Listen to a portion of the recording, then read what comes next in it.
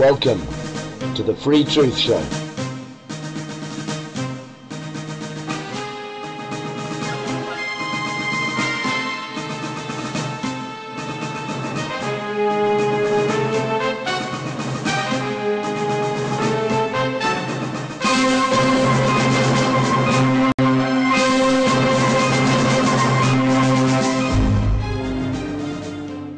It's all generated toward in the final analysis of having world government. And so that's what they're all up to. And that's why you see the economic problems today that we have, because they were deliberately created to bring about this new world order. What I wanted to ask you was, from when you began understanding how this system worked and how criminal it was, how much has changed in your view? I mean, up until now, we've been conspiracy nuts, finding dusty old books in second-hand bookshops and scrambling around for this information and just being a lone nut. Now, every major leader comes out and admits they want global governance, a new world order. How much is it? What's the psychology behind that they openly announce it and deny it at the same time?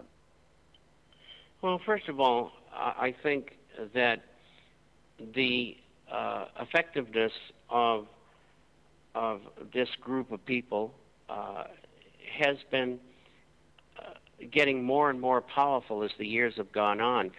And on the other hand, we have talk radio and we have the internet, and quite frankly, we're beating them to death. They're not going to go away. They're going to keep on doing what they're doing because there's no way back for them. And no, we haven't beaten them, but we will. Either that or we'll live on our knees. And I discovered what was going on when I first went into counterintelligence.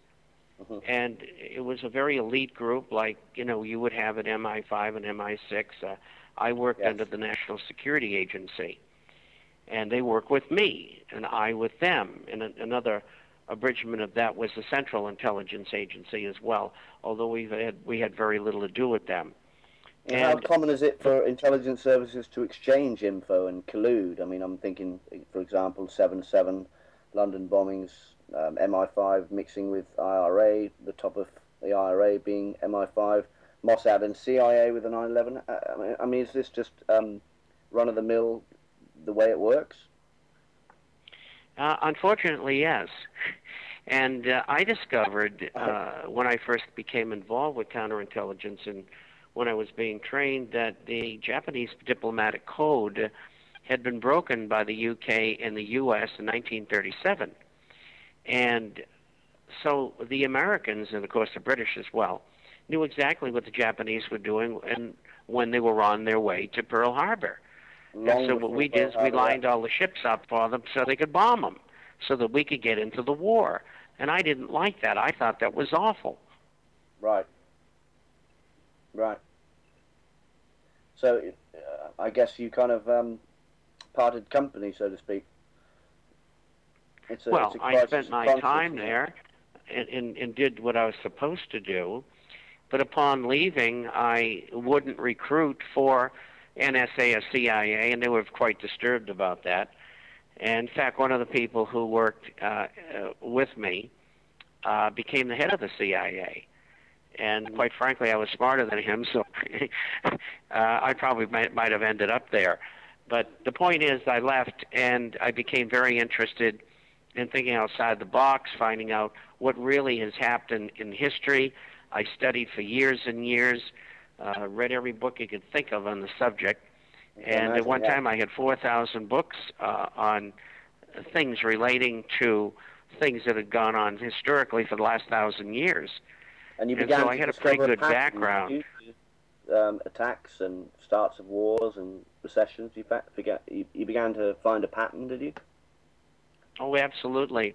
And that's what has made my publication so successful, because I don't know what they're doing. I don't know anybody in what is called the Illuminati, these group of people internationally. And many people call them different things. But I back into what I think they're going to do, and more often than not, like 98% of the time, I'm right. And so it's drawn a lot of thousands and thousands of subscribers because people want to know what's going on. And unfortunately, and I say this constructively, there's only a handful of people who do what I do, maybe 30 or 40 or 50 in the entire world. And it's very disappointing. And the reason most people don't want to do that is they don't have the proclivity for study. Some of them may not have the mental equipment too. But more importantly, it's much easier for people to float along through life and not be contended with and have to put up with government harassment every day. Well, we're also being battered by mass media mind control, and it's no wonder that people aren't making more of a stink. Even if they're given the information, they're implanted so badly that they're just tuned to switch off and programmed to switch off, even if you scream the truth at them. Well, that'll always happen in societies, and you'll always have anywhere between 5 and 15% of the people who are interested, who have the equipment to understand, and who are willing to do something about it. And changes throughout history have always been made by those kinds of people. And, you just got to work at it, and most people aren't interested in it. Well, wasn't the American Civil War pretty much fought by 2 or 3% of the population? I find that staggering, Yes, it's true, and the war was financed in both sides from England. Yeah. And most people don't realize that, and they wanted to recolonize the United States. A wonderful idea from their point of view, but the loss of life was horrible. It was a terrible thing. But these people, they don't care about that. I mean, all of the wars for the last 1,000 years, probably with minor exception, have been financed on both sides by the same group of people. And so they don't care how many people get killed. In fact, in their literature, they have said that they think that 60 to 80% of the population of the world really doesn't need to be here. And they would like to see them, if they could, disappear. Well, the less people on the planet to oppose them and resist their tyranny, the better for them. I can see why that would be in their best interests. Well, it's an easier group to handle. But there's all sorts of things going on all the time.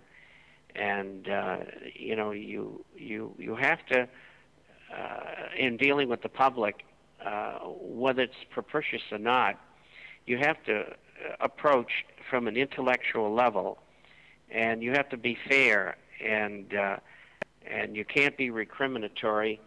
You have to try to get the job done, and the job is informing enough people so it'll make a difference, so that these people who are doing what they're doing to us can no longer do it. On Freeman Island site, we chat a lot about solutions. The site was set up by Kev to discover solutions, and it was born out of a sense of frustration that lots of information was being got out there, but no solutions were being really talked about and put into motion.